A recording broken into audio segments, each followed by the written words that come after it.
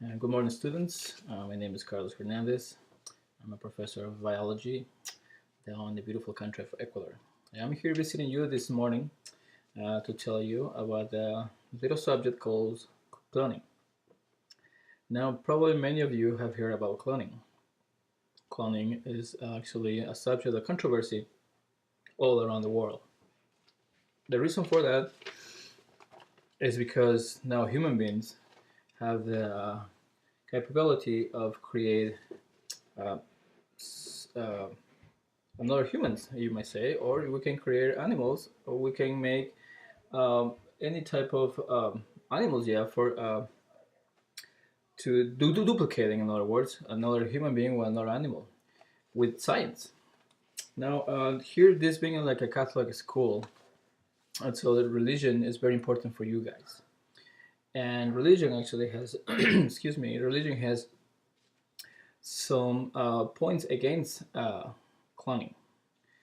Now I heard once like cloning is just playing God, just creating another human being, another animal is just wrong.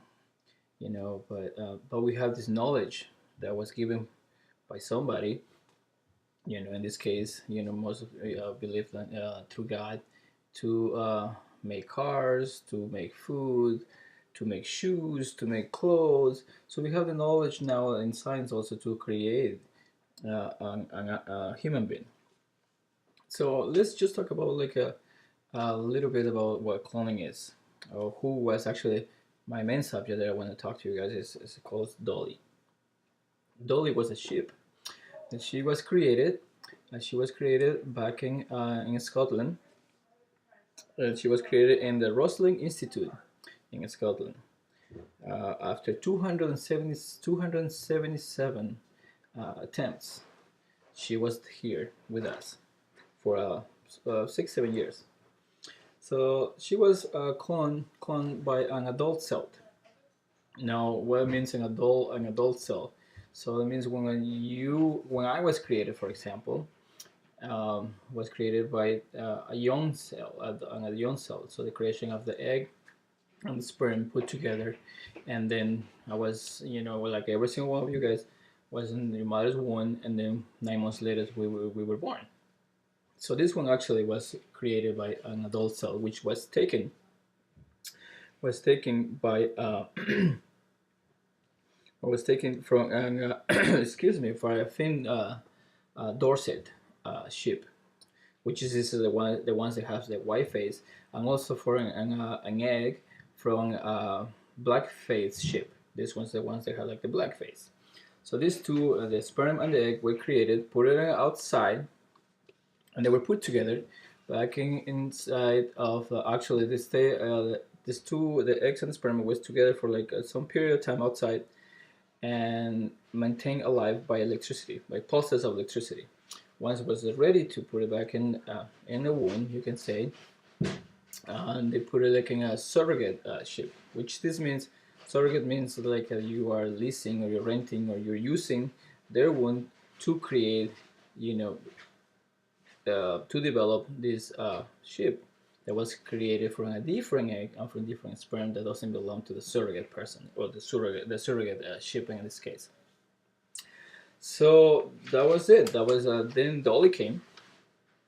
She was born, and she was the fertilized, and she was born with a white face, so she could actually stay with the you can say the traits and also the traits of the white sheep instead of the black face sheep.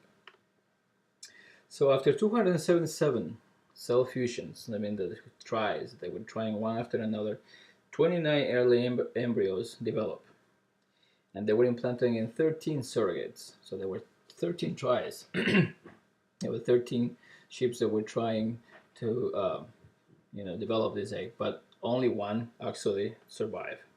And there was a 6.6 kilograms Dolly that was born, or 6 pounds, you can say, and she was born after 148 days to being in the womb in the surrogate ship. So she actually Dolly came like popular around the world because of that was a huge discovery, the huge creation that this science did happen in Scotland and the Rosalind Institute. She was born on July 5th, 1996, but after 6 years, 7 years of life, living here with us, and the February 14th, 2003, she actually died. Actually, not didn't die, but science have to put it down because she developed some pulmonary tumor. So the actually is very common in sheep, and also she has some joint dystrophy. And so after 6 7 years, they have to put her down, and that was the end of Dolly. Excuse me. So why a clone sheep? Well, before the clone sheeps, actually cloning exists from the beginning of life, you can say, with sexual bacteria uh, um, developing. We actually there's frogs actually being cloned, pigs, more cows. And the reason the science are doing this is because the cloning is just to help the humanity with especially let's put one example like muscle dystrophy, where there is something wrong in the micro and in the in the human cells in the mitochondria. The mitochondria, so there's something's wrong with it. So that's something happened with the muscles. The muscles don't develop, and people can be perfect, you can say. So, and that's what they do. And the cloning is just trying to like get rid of all these illnesses, and then that's what they're trying to do. That's what science is trying to develop here. But then again, there's a controversy.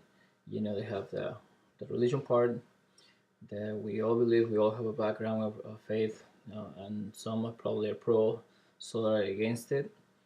But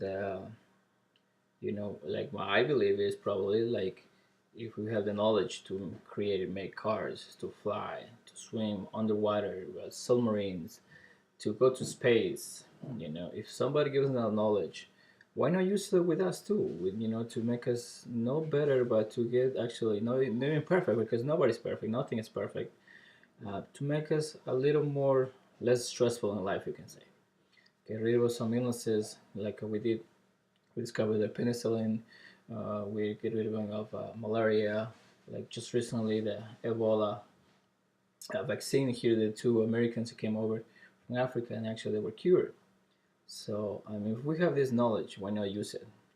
So I'll be here for any questions if you have to ask, and I'll do my best to respond. Thank you.